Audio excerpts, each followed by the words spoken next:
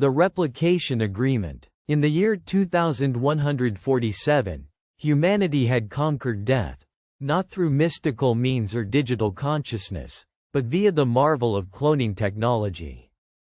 The replication centers, towering monoliths of gleaming steel and glass, dotted every major city. They offered the ultimate promise: the return of a lost loved one, recreated from preserved DNA. But with such power came strict regulations. The most haunting was the Replication Agreement, a legal and emotional covenant etched into law and psyche alike. You could replicate a loved one, but you must promise never to love them in the same way again. Elena stood before the polished glass facade of the New Eden Replication Center, the sun scattering light across her face, outlining the ache in her eyes. 3 months earlier, she had lost Derek, her partner, companion, the man who had painted her world vibrant for 13 years. His death had been sudden, a heart attack during their morning jog. No goodbyes, no warning, just silence. And then, this offer. A chance to have him back, a chance to undo the cruel finality of mortality. She clutched the single sheet of paper in her trembling hands. It was the Replication Agreement. Elaborate and legalistic, it outlined every term. The clone would be genetically identical but not a flawless copy of the original. Memories, personality imprints, and emotional bonds could never be transferred fully.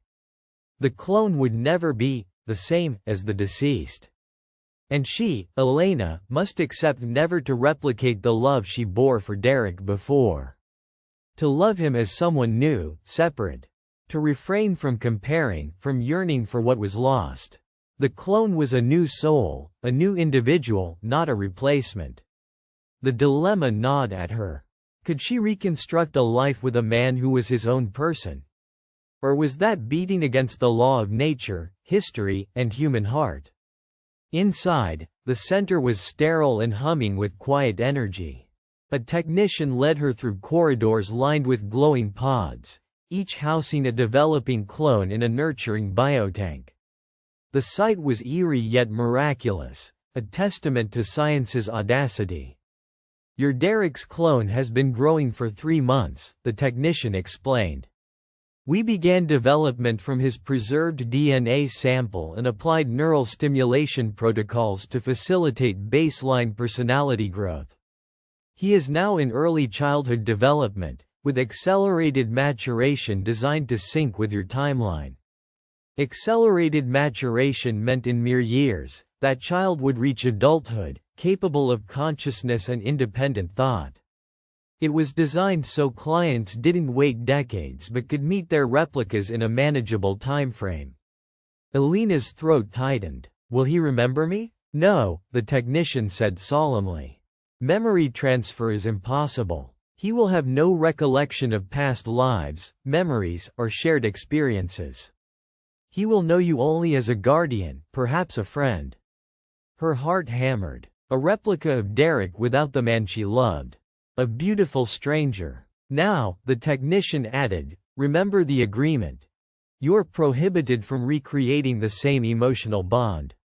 This is legally binding and ethically enforced. Violations have led to severe penalties, emotional harm, identity crises, and societal disruption.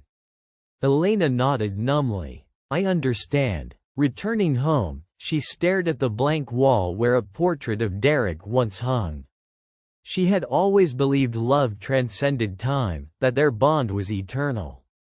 But this was different. She was being asked to compartmentalize her grief, to honor Derek's death, his memory, and still be open to loving someone who looked like him but was entirely new.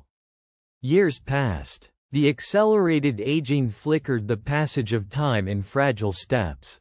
Elena watched as a boy with Derek's dark eyes and familiar smile grew before her, though the spark within was new.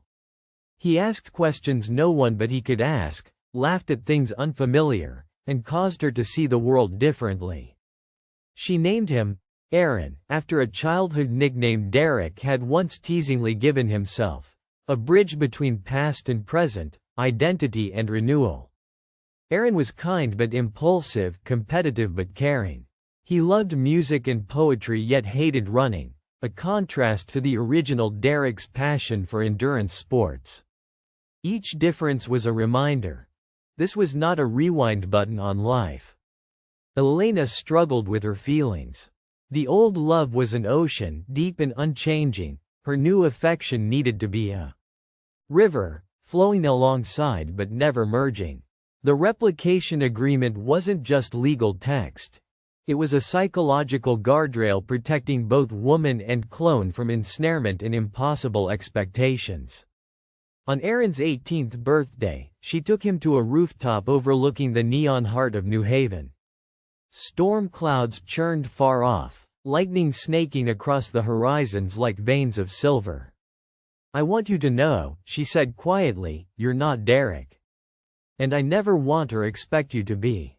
You're your own person. I love you for who you are." Aaron studied her, expression open, eyes reflecting the city lights. "I know, Elena. And I love you too. Not like the stories in your past, but in ways we write new." It was a moment of fragile triumph, the weight of centuries of mourning and hope balanced delicately on their shoulders. Yet, society remained wary. Not all clones embraced their status, nor did all surrogate parents find peace. There were stories of heartbreak, clones forced into impossible roles, lovers unable to restrain old attachments, families torn between the living and the replicated. The replication agreement was a societal attempt to weave ethics into this brave but turbulent new world.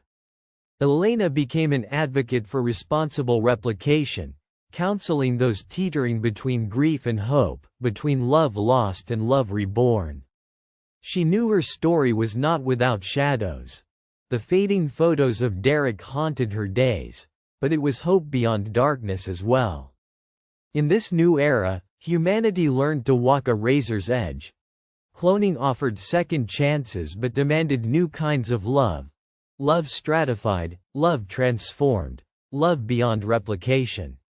In a quiet moment beside Aaron, listening to his laughter ring through their home, Elena realized the true meaning of the agreement. The past could never be resurrected. But love, in its endless forms, adapted and blossomed anew, all under the sky of infinite possibilities. Like and subscribe for more stories.